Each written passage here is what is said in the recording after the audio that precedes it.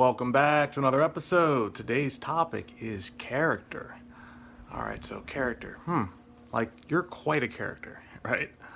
So what is a character? Well, character is not just what you hear in a story. It's you. It's pretty much everything that makes you you.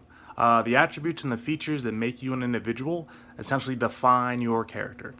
And it's something that, well, you need a character to have a good story. So I guess that does fit in pretty well. So what inspired me to have this talk today was David. Has been David Chappelle.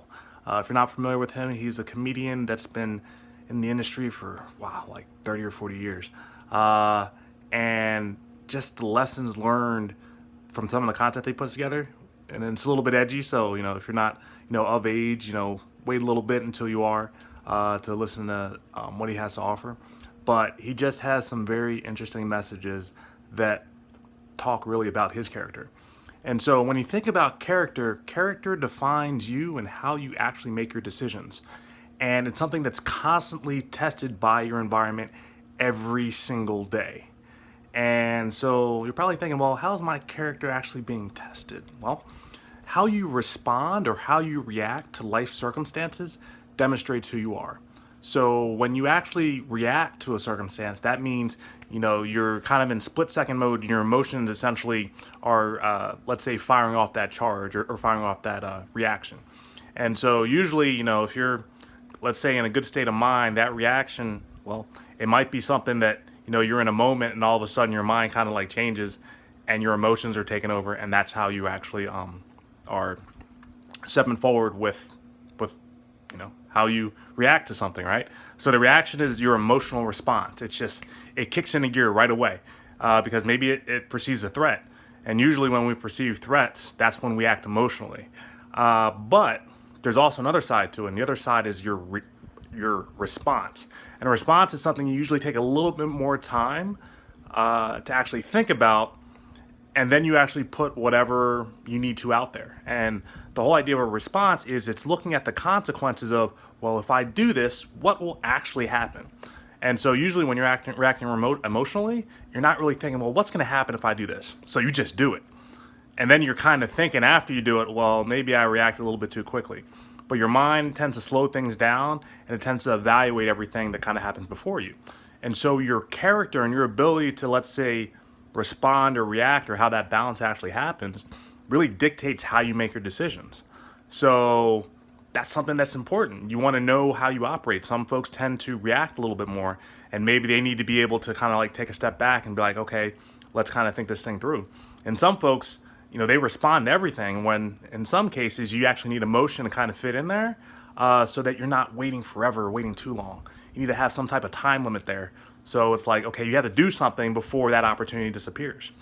The other piece going along with character is that it really is rooted in your belief system. So your beliefs have a very strong impact on your character. And so based on what you believe is how you're going to be tending to make decisions again and again and again. And remember, your belief system isn't something that you're born with. It's something that is created. It creates your foundation. And as that continues to happen, your beliefs will start to change, because you're going to start to learn things that you're like, all right, that's not what I thought it was. So I need to do things differently now. And I can tell you just, based on, personal experience, that my belief system has changed dramatically, because I had a view of this world and how it actually operated. And then when life circumstances happened to me, I started realizing that everything that I had based a foundation on, or a lot of the things I'd based my foundation on, they just weren't true for me. My belief system changed. So that belief system is something that's really important for your character. And it's something that, depending on your environment or depending on what you learn, will actually need to adapt along, with you adapting within your environment. And then last but not least, if you look at character, character sits between this idea of ethics and politics. So ethics is this whole idea of what's right and wrong. And again, that's based on your belief system, as far as, I'm going to do this and make this ethical decision because I believe it's going to benefit, let's say, humanity, or it's got the best outcome, looking at all the various results that could actually happen. And then you have the side of politics, where you have, let's say, two sides of a debate, or let's say you have a disagreement and both sides are working to argue with that out, but you have one side and you have another side, and what they're actually, let's say, working for or fighting for, it could be something that maybe falls on the ethical side or it may not fall on the ethical side, but maybe there's enough force or popularity or just support to actually push one side as opposed to another. So one example of, let's say, ethics versus politics right now that's happening in society is a whole idea of what's fair and what's equal. And they may not necessarily be the same thing. What's fair might be, from a conservative person's point of view, is the way things have always been, because that's fair from their viewpoint. But for someone who's looking for equal and equality, they look at their experiences and maybe the history, and they see that, well, racial inequality has been a big issue and something needs to change as a result. So you have two different sides essentially, going back and forth, over that issue. And some sides are, very, vehemently strong on, okay, we're right. This is our belief system. This is what we need to do. But the way in which they do things, well, that may not necessarily be the most ethical. And so you have ethics and you have politics. And sometimes, you get those together and you get some like strong chemical reactions as a result. So your character is actually really important because based on, being in a tense situation, a tense environment, are you going to respond or are you going to react? And sometimes when you react, you have some consequences that you didn't anticipate. So that's why character is so important, because you want to make sure you are sort of very clear on what you're going to do and what the outcome essentially is going to be. And so when you also think about character is distinctly different from community and society, because when you have community and society, you have group views, right? But when you're focused on a character, you're focused on an individual view, one person. And so when you're focused on that view, you have a lot of differences that it's almost like you get different information. Like if you were talking to a friend or talking to a parent, your parents are going to give you information so that they can keep you safe, right? But if you get information from a friend, they may be thinking, okay, well, if you want to have the most fun tonight, if you want to do this, you want to do that, take some risks. And they may not necessarily agree with what your parents say, and your parents may not necessarily agree with what they say. But there's two different sides of the coin there. But as an individual, you have to determine, okay, what makes the most sense for me based on what my belief system is. So as a result, when you consider outside forces in society and community in general, they're going to have a different system of how they operate than you do. And so when you look at society looks at success and failure differently. They're like, hey, you want to succeed and you don't want to fail.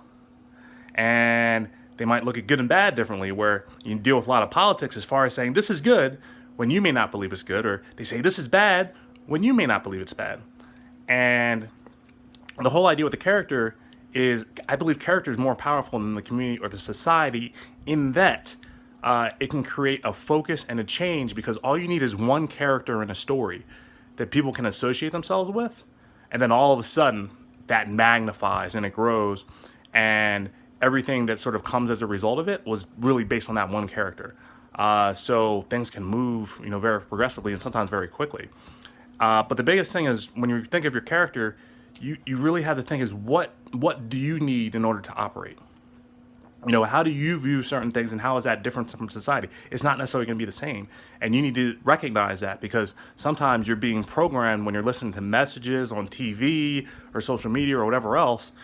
And sometimes you just want to kind of believe what you're hearing, but sometimes you also have to dig a little bit deeper. And that's where essentially your character is coming from. So in regards to David Chappelle, the reason why I'm a huge fan of what he's actually putting out there is that he's been doing it for a long time, right? And it's something that's not easy. It's something that most of us dread. And it's getting up on a stage and actually having everybody in the audience looking at you, and your job to teach them and at the same time make them laugh.